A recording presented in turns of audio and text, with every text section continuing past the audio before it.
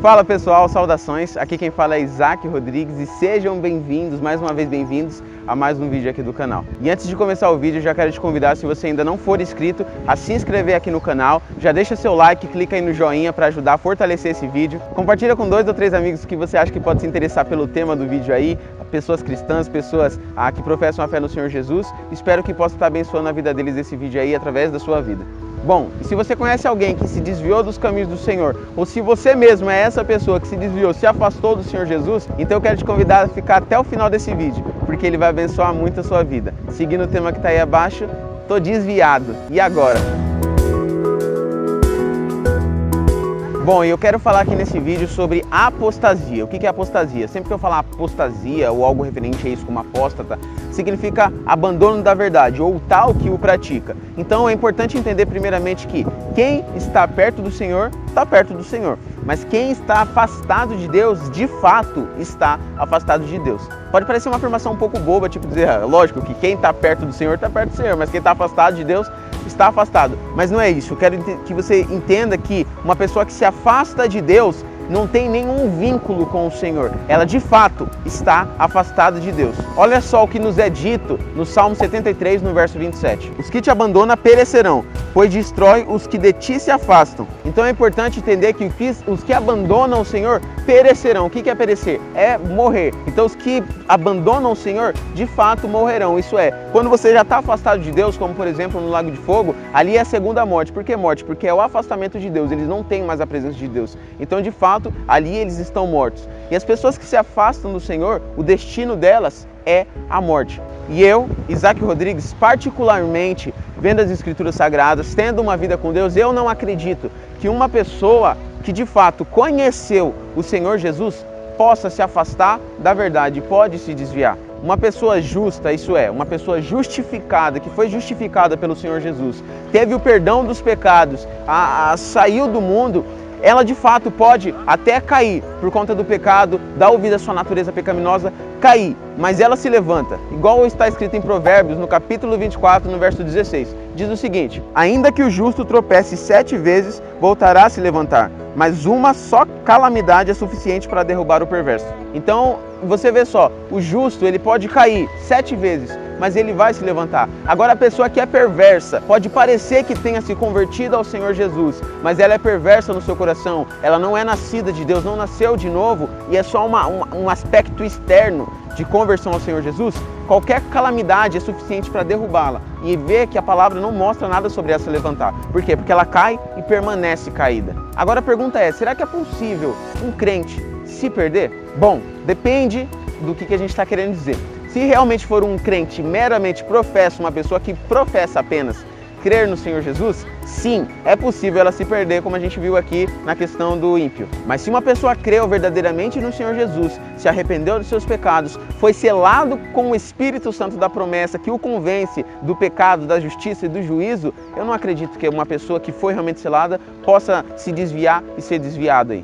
Eu quero que você observe comigo a oração do Senhor Jesus quando ele estava prestes a ser crucificado, ali a ser entregue aos romanos para ser crucificado. A oração que ele fez quando ele já estava com seus discípulos, quando Judas já tinha abandonado o rebanho por não fazer verdadeiramente parte ali do rebanho, o que Jesus orou, como ele falou ao Pai. Em João, no capítulo 17, no verso 12, diz o seguinte: durante o meu tempo aqui com eles, eu os protegi com o poder do nome que me deste. Eu os guardei de modo que nenhum deles se perdeu, exceto aquele que estava a caminho da destruição, como as Escrituras haviam predito. Então você percebe que os que Deus, o Pai, deu ao Senhor Jesus para que fosse salvo, o Senhor naquele tempo não perdeu nenhum. E hoje também não há de perder nenhum. Os que o Pai dá ao Senhor Jesus, eles não vão se perder. O Senhor os guarda até o fim. É como a promessa que Ele fez, de estar conosco até o fim, até a consumação dos séculos. Mas aí você vê que Ele diz um exceto ali. Exceto aquele que havia de se perder. Exceto aquele que Deus não havia dado. E nessa ocasião, enquanto Jesus orava, Judas ainda não havia se suicidado. Jesus ainda não tinha sido entregue ali. Ele já estava sendo caçado ali pelos romanos, pelos mestres da lei ali. Judas querendo entregar ele, mas Judas ainda não tinha se suicidado, Jesus ainda não tinha sido crucificado. Então quando ele fala que Judas se perdeu, Judas já tinha se perdido em vida, porque é como diz em João 3, aquele que crê não será condenado, mas o que não crê já está condenado. Então Judas, em vida, já estava condenado. Mesmo que ele professasse crer no Senhor Jesus, tinha caminhado com o Senhor Jesus, é aquele caso de Hebreus 6, aqueles que um dia foram iluminados, provaram dos dons do Espírito do século vindouro e tudo mais, aquilo que diz em Hebreus ali, se eu não me engano, no capítulo 6. Judas faz parte daquela classe de pessoas que teve ali iluminado pela própria palavra de Deus, Jesus, Deus que se encarnou, que se fez carne e que habitou no meio de nós e mesmo assim não creu verdadeiramente e permaneceu ali o seu coração endurecido. E ele se perdeu já em vida. Então, particularmente, olhando as Escrituras, o pensamento que eu tenho a respeito disso é que a pergunta não deve ser feita: será que é possível um crente se perder? A minha resposta, em particular, você pode concordar ou discordar, mas a minha resposta em particular é que um verdadeiro crente não pode se perder. A pergunta correta que devia ser feita é: quem é que se perde? Quem é que se desvia dos caminhos do Senhor? Quem é que se perde? E eu quero que você aprenda comigo isso na parábola que o Senhor Jesus contou acerca do semeador. Em Mateus, no capítulo 13, do versículo 1 ao 8, eu quero ler com você a parábola.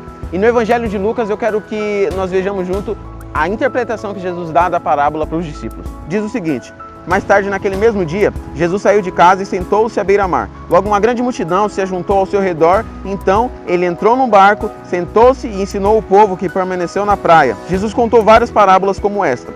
Um lavrador saiu para semear. Enquanto espalhava sementes pelo campo, algumas caíram à beira do caminho, e as aves vieram e comeram. Outras sementes caíram sobre um solo rochoso, e não havendo muita terra, germinaram rapidamente. Mas as plantas logo murcharam sob o calor do sol e secaram, pois não haviam raízes profundas. Outras sementes caíram entre espinhos, que cresceram e sufocaram os brotos. Ainda outras caíram em solo fértil e produziram uma colheita de 30, 60 e até 100 vezes maior que a quantidade semeada. Quem tem ouvidos para ouvir e é capacitado a isso, ouça com atenção. Tudo bem? É, Bíblia. Estou fazendo um vídeo falando acerca de Jesus. Vamos para cima. Agora vamos ver a explicação de Jesus em Lucas no capítulo 8, do verso 11 ao 15. Este é o significado da parábola. As sementes são a palavra de Deus. As sementes que caíram à beira do caminho representam os que ouvem a mensagem, mas o diabo vem e arranca dos corações deles e os impede de crer e ser salvos. As sementes no solo rochoso representam os que ouvem e recebem a mensagem com alegria. Uma vez, porém, que não têm raízes profundas, creem apenas por um tempo e depois desanimam quando enfrentam as provações. As que caíram entre espinhos representam outros que ouvem a mensagem, mas logo ela é sufocada pelas preocupações, riquezas e prazeres dessa vida, de modo que nunca amadureçam. E as que caíram em solo fértil representam os que com coração bom e receptivo ouvem a mensagem e aceitam com paciência, produzem grande colheita. Então vamos entender alguns pontos do que a gente precisa aprender sobre se desviar, não se desviar, quem se desvia, quem se perde nessa questão de cristandade com essa parábola aí. O primeiro ponto que a gente tem que entender é esse: a semente significa a palavra de Deus, que foi semeada no coração do povo. Também vemos isso em 1 Pedro, no capítulo 1, no versículo 23, falando sobre a semente incorruptível. O segundo ponto é que a semente ela não dá fruto, ela não germina em terra inapropriada. Então as pessoas que se desviaram, ouviram a palavra, mas se desviaram, elas receberam a palavra, porém, ou a palavra foi roubada do coração delas, ou não criou raízes profundas, ou ela foi sufocada pelas preocupações aí, como mostra a parábola. Então esses dois pontos são dois pontos super importantes para entender, de que a gente aprende nessa parábola aí, de que a palavra de Deus, quando ela é semeada em nós, e nós não somos uma boa terra, não somos uma terra receptível, se você se desviou, possivelmente você não foi uma terra boa, você foi uma dessas terras citadas por Jesus, que aconteceu essas coisas, ou à beira do caminho, ou o terreno pedregoso ali, cheio de pedras, ou até mesmo um terreno cheio de espinhos, mas você não foi uma boa terra. E todas essas coisas roubaram de você a crer em Jesus, a salvação do seu coração.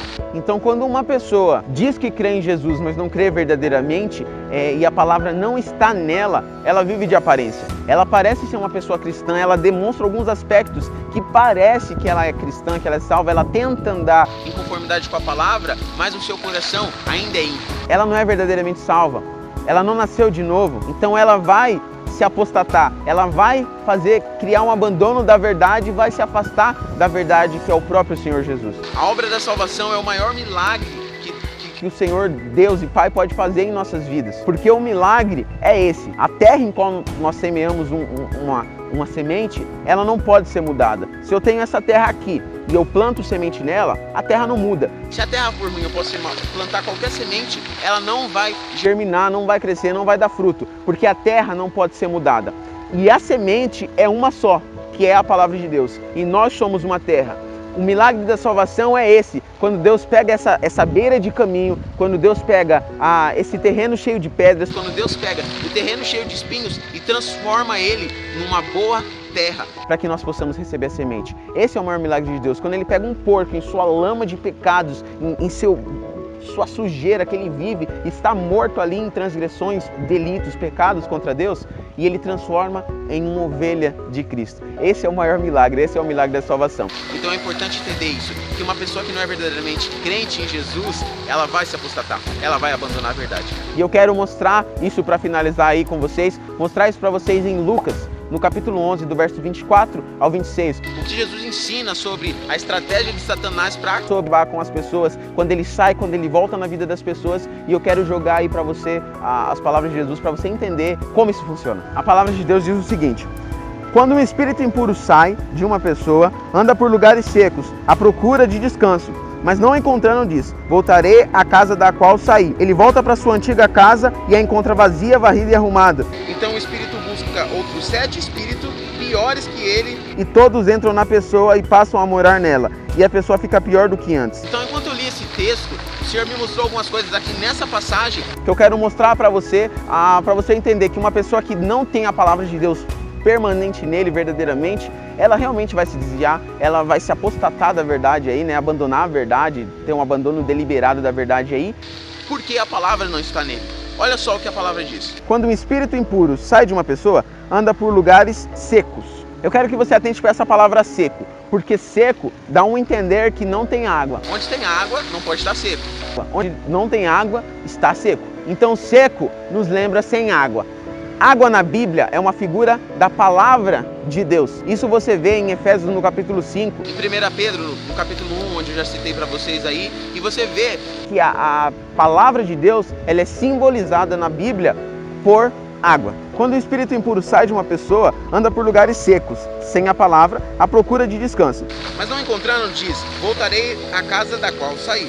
Ele volta para sua antiga casa e a encontra vazia, varrida e arrumada. Então ele vai procurar lugares onde não está a palavra de Deus. Então quando a pessoa está com a palavra, ouve a palavra, ele segura ela por um momento, o espírito impuro sai, pelo menos aparentemente. E quando ele volta, ele encontra a casa vazia, varrida e arrumada. Então a casa está externamente arrumada, está ornamentada, está andando como um cristão, mas a primeira palavra, se você atentar, ela está vazia. Se tivesse cheia com a palavra de Deus, como eu disse no meu vídeo aí, do que seu coração está cheio, se tivesse cheio da palavra de Deus, não estivesse vazio, tivesse com o Espírito Santo lá, não ia ter porque o Espírito entrar, não ia ter como ele entrar, porque a palavra de Deus estaria nele, o Espírito de Deus estaria nele, mas não, ele encontra a casa vazia e toda ornamentada, limpa e ornamentada. Isso é uma característica externa. Essas pessoas que parecem se convertem por causa dos bens que o Senhor pode dar, se convertem por causa de cura, se convertem por causa de que está buscando um casamento, se convertem por causa de coisas externas e coisas dessa vida, e não pela graça do Senhor que nos salvou da ira vindoura. Essas pessoas ficam vazias da palavra de Deus, completamente abertos para os espíritos impuros voltarem, e ainda traz 7 piores para fazer morada nessa pessoa. Ao invés de você ser templo do Espírito Santo, você vai ser morada de demônios, de espíritos impuros, um pior do que o outro. Agora olha que interessante o que Pedro diz em 2 Pedro, no capítulo 2, do verso 20 ao 21, para confirmar essa interpretação que o Senhor me deu e que eu estou passando para vocês. Olha só o que diz lá.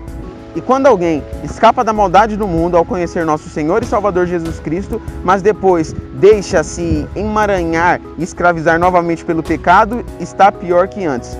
Teria sido melhor nunca haver conhecido o caminho da justiça do que, conhecendo, rejeitar a ordem recebida para viver de modo santo. Então uma pessoa que conhece, ela tem conhecimento, ela sabe qual é a vontade do Senhor, mas a rejeita porque ela não está dentro dele. Ele ouviu, conheceu, mas não recebeu. Ele conheceu, mas não fixou. E ele rejeita, fica no final em pior estado do que antes. Era melhor não ter conhecido do que ter conhecido e deixado. E para finalizar, na mesma passagem do capítulo 11 de Lucas, na continuação ali, olha só o que diz. Após Jesus dizer que voltaria 7 espíritos piores do que ele e a pessoa ficaria em pior estado do que antes, aparece o seguinte: enquanto ele falava, no verso 27, uma mulher na multidão gritou: feliz é sua mãe, que lhe deu a vida e o amamentou. Jesus, porém, respondeu: ainda mais felizes são os que ouvem a palavra de Deus e a praticam. Só que é interessante entender que o ser humano, no seu estado natural, vindo de Adão, com a semente do pecado que há nele, ele é impossibilitado de fazer a vontade de Deus, de realizar o que a palavra de Deus diz. Só pode fazer isso uma pessoa que nasceu de novo, que nasceu da água e do Espírito, que por meio da palavra de Deus, Deus deu a ele uma nova vida, e aí sim, ele pode andar em conformidade com a palavra. Então, se você se desviou dos caminhos do Senhor, é hora de você analisar a sua vida. Você possivelmente não creu verdadeiramente no Senhor Jesus, porque é impossível uma pessoa que foi iluminada pelo Senhor Jesus, que teve verdadeiro conhecimento dele, que ele passou a habitar em você, a pessoa se afaste dele. A graça que Deus deu a nós é muito maior do que qualquer pecado. Porque aonde abundou o pecado em nossas vidas, a graça de Deus superabundou ainda mais. Então é impossível uma pessoa querer desagradar ao seu Senhor. Como uma pessoa que estava lá na igreja, depois vai, se volta para o mundo e começa a viver de qualquer jeito e vive com uma naturalidade, sem sentir o chamado do Espírito de Deus para voltar. E sem se levantar como um justo, caindo 7 vezes. Se levanta, mas ele está como um ímpio que cai e não se levanta. Qualquer coisinha é suficiente para ele cair. E alguém falou mal para ele na igreja, na assembleia, ele sai. Eu me desapontei com alguma coisa, com algum irmão, ele sai. Alguma coisa no mundo te tira de dentro. Enfim, cara, é porque a palavra de Deus nunca teve verdadeiramente em você. Então hoje, se você é desviado dos caminhos do Senhor, se você possivelmente nunca teve nos caminhos, não, no caminho, que é Jesus, ele é o caminho. Então, se você nunca teve verdadeiramente no caminho do Senhor, é hora de você analisar a sua vida. É hora de, se você vê que eu e você, que nós não somos bons, que não há bem nenhum em nós para que o Senhor possa se agradar, a não ser um lamaçal de pecado que desde o ventre da nossa mãe nós temos por conta da semente do pecado que existe em nós. E que não havendo bem algum em nós, não há nada que possamos fazer para agradar o Senhor, porque Ele nem tem contato com nós estamos mortos em nossos pecados, delitos e ofensas. Sendo assim, precisamos de um Senhor, de um Salvador, que nos livre da ira, que pague a conta que temos para com Deus. E esse é o Senhor Jesus, que embora sendo Deus, não usurpou da autoridade de Deus e se fez semelhante a homens, assumiu a postura de um servo e andou nessa terra como homens semelhantes a nós. Foi o único obediente a Deus o Pai, até a morte de cruz. E ele foi levado ao madeiro, foi crucificado, morto, sepultado. Mas ao terceiro dia, Deus ressuscitou Jesus dos mortos. E a mensagem que Deus, por meio dos seus servos, no Espírito de Cristo, proclama é essa, de que por meio de Jesus nós temos os perdões dos nossos pecados. Deus não exige nada de você. Deus não exige que você faça boas obras. Deus não exige que você seja uma pessoa melhor. Deus não exige que você ande em conformidade com a palavra para ser salvo. Não é nada disso. O que Deus exige é que nós creiamos verdadeiramente no seu Filho, que deu a sua vida por nós, para que possamos ser livres do pecado e um dia poder viver eternamente com Ele no seu reino celestial. E eu espero que você tenha gostado desse vídeo. Se você gostou, já deixa seu like aí mais uma vez. Compartilha aí com outras pessoas para que possa estar abençoando a vida delas. Se não é inscrito, se inscreve no canal. Entre no link que está na descrição para você sugerir temas para os próximos vídeos acerca da vida cristã. Isso vai estar ajudando a gente muito aí a estar desenvolvendo o canal, fazendo com que o canal não pare de girar. E eu espero grandiosamente, com todo o meu coração, que esse vídeo tenha abençoado a sua vida. Um forte abraço, um beijo no seu coração e eu te espero no próximo vídeo. Até lá!